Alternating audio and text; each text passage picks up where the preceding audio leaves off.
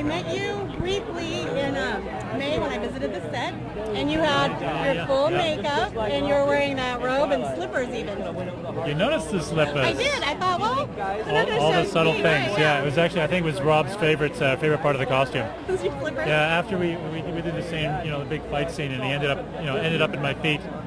And the take finishes, and he's basically right there at my feet, and he starts just looking. And then he looks at me and says, "I love your slippers. Would you get your slippers? I love them. I want to find out where. Can I get those slippers?" I don't think you had the option of slippers, but it's nice that you did. Very comfortable. Yeah, it was very nice. So this is your first. Tish was very kind to me. It's your first time in this whole Twilight thing. Is this just madness or what?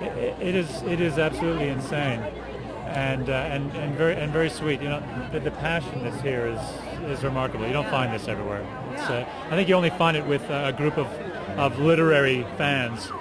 They've loved these characters. They've already seen them, lived them in their hearts and their minds. It's very cool. What scene do you think in the movie are the fans going to react to the most? Well, I think I just have this feeling that as soon as they walk into the Volturi chambers, into the inner sanctum, very few humans. I think actually Bella is the only human to ever walk into the Volturi chamber and walk out with her life. Yeah. So the fact that everyone gets to have a bird's eye view of the Volturi chambers it's pretty sweet. There's that, and also I think the big fights, the shapeshifter fights, the Wolfpack fights. Yeah. I'm looking forward to seeing With those. Eddie? Absolutely. Yeah, I saw a snip of it. It looks amazing. Very So cool. you think more guys are going to come see this because it looks a little action-packed? I think that the guys, because of the first one, they're thinking, I can't go. My girlfriend, my wife, whatever's going to drag me in.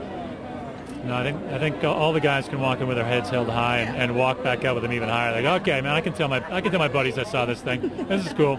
Yeah, they won't hang their heads. Yeah. Did you hear about the fans that have been camped out here for 5 days? I know. I've been meeting them, and they actually smell. They smell pretty good.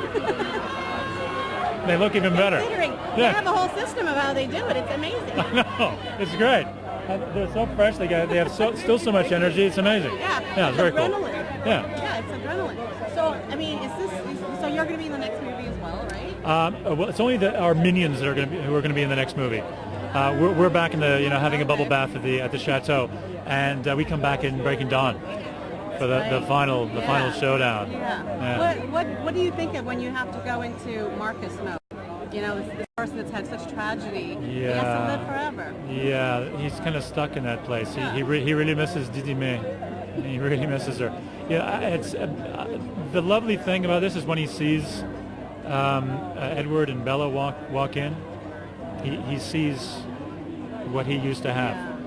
The power of the dedication that Edward has to Bella, the amount that he wants to protect her, that he wants to love her. That it's a beautiful thing to witness, and I think that wakes him out of his tedium.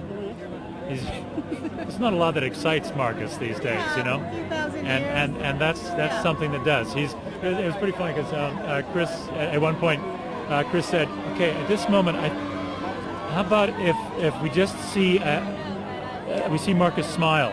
I mean, as much as Marcus is capable of smiling, this would be the moment." So it's a pretty cool thing. Pretty cool thing to be part of. Yeah. Thanks for talking to us. Very pleasant. It's really nice to see you.